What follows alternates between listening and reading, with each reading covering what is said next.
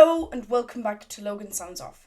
Today on my podcast, I'm reviewing one of the most best-selling jazz albums of all time.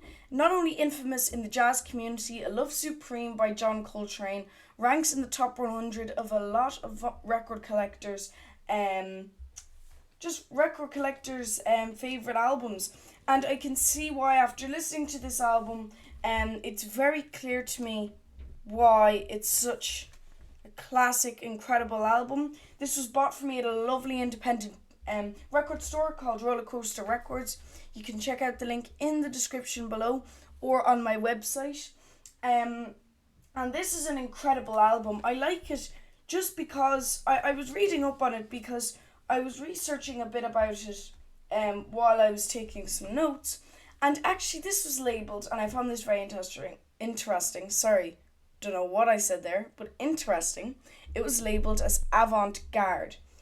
Originally, I was a bit kind of stumped going, how could it be avant-garde? It's a very classic jazz album. But then again, at the time, it was quite revolutionary and strange, such as avant-garde. I mean, avant-garde is it doesn't focus on one genre, it focuses on all the genre. Avant-garde is just, for me, it's different and it's strange and it's free. And I felt like although this was composed and recorded in one session, this felt like it was very much a free, spontaneous session, nearly like Miles Davis's Kind of Blue. I've reviewed this before, you can check out the link in the description. So it was very interesting to hear this, and I really like this album just because of its tone is incredible, and especially with more of the electric albums that were released in the 70s and the 80s of jazz, which definitely will be my favourite in comparison to the 50s and 60s. I do like this because although you had that electric feel in the 80s, because you had your electric instruments in the 70s and 80s regarding Miles Davis, including In a Silent Way, Bitches Brew, On the Corner, really revolutionary, you could say avant-garde albums that were released. But I really like this just because of its plain, very, very interesting sound. With the tenor saxophone that John Coltrane plays is incredible. And then I have to say, Jimmy Garrison on bass as well. It really backs this whole album. And I really, really like the bass in this. But the album is a 4-part suite. It starts off with the song Acknowledgement. And this seems like a theme towards the album. To me, it's not really acknowledgement. It's kind of like A Love Supreme. Really, to me, that's what it feels like.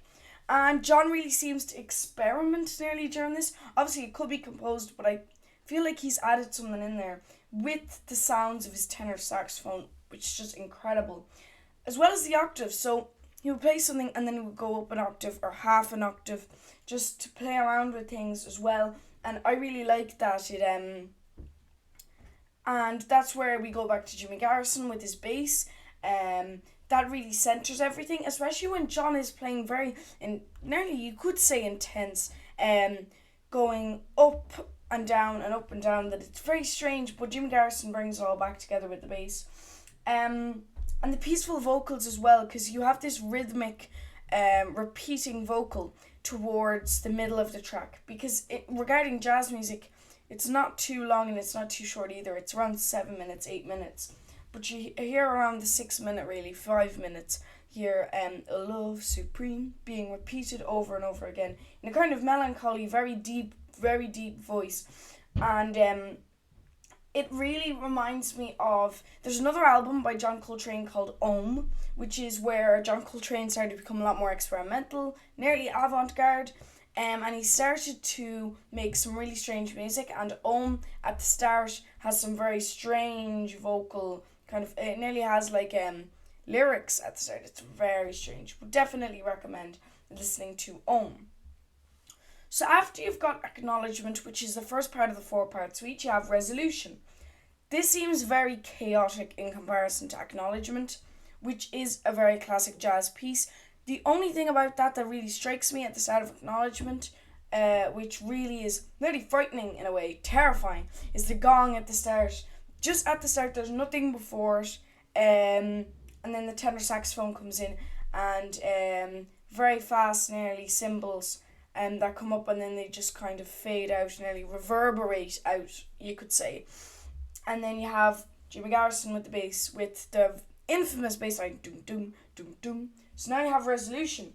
And yet, this has an incredible swing to it, although of its chaotic side and a really interesting tone. It's spontaneous, it's strange, it sounds a bit dangerous, and most importantly, it's magnificent. I really like this track. And especially when you're listening to something like I Love Supreme by John Coltrane, there's a lot of books that you read if you're into music that reference this, especially a lot of jazz books, and a lot of people like this album. It's hard to have it unfiltered, your opinion, without being influenced by the general public's opinion, which is John Coltrane is a master, and that it's 5 out of 5 and 10 out of 10, and all that. But Resolution, even though acknowledgement would be very well renowned, and the second track, Pursuance and Sam, I just love Resolution. It's probably my favourite track on the album. But what I was speaking about, the way it's spontaneous, strange, dangerous, it all represents a resolution. It all describes a resolution. When you think about it, John Coltrane just came out of a very difficult time, just being kicked out of the Miles Davis. He was playing a lot with Miles Davis, and now he's not anymore. I mean, you can see where it's coming from. But then you've got this resolution that's chaotic, and it's coming back, and then you've got for side B, it's nearly like the healing process, it feels like to me. And you've got Pursuance and Sam. So on this particular record, if you search it up on Spotify, which of course all the links will be on my website to where you can stream the album. I have this on, I believe it's 180 gram, I'm not sure. But this album, you've got Acknowledgement and Resolution on side 1, and then on side 2 you have Pursuance and Sam in the one song. And that's a very long song, around 17, pretty much 20 seconds off. So, this kind of, I know it's 2 songs, but I'm going to nearly talk about it as one, because of course on the record it blends in. It's not decipherable where it stops in the middle. But there's this enthralling drum solo that I love at the start that makes you wonder of where it begins and where it ends.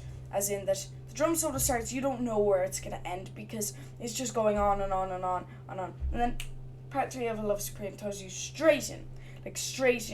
You have the bass, and then boom, everybody else comes in. It's just, it's very calm actually. It's very strange.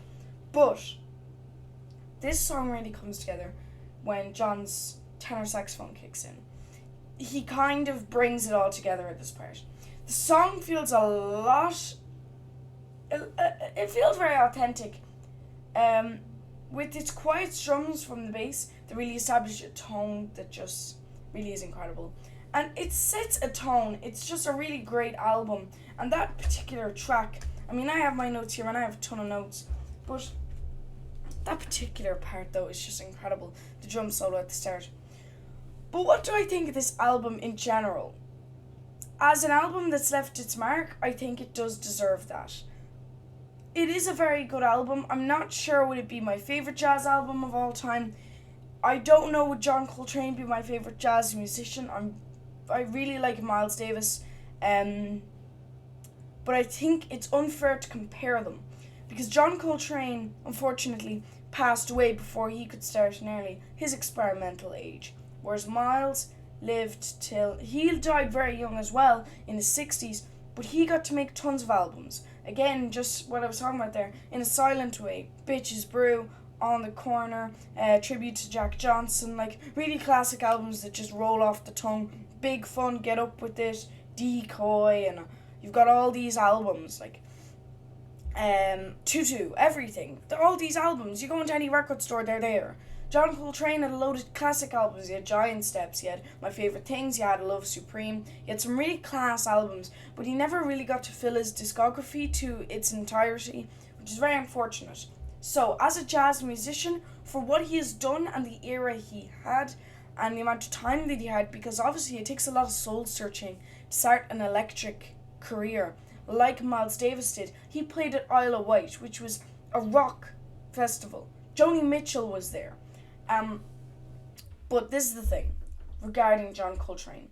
For the time he had, he's probably one of the best jazz musicians out there. And that's not personal opinion. You could consider that fact. A lot of people think that he's really good.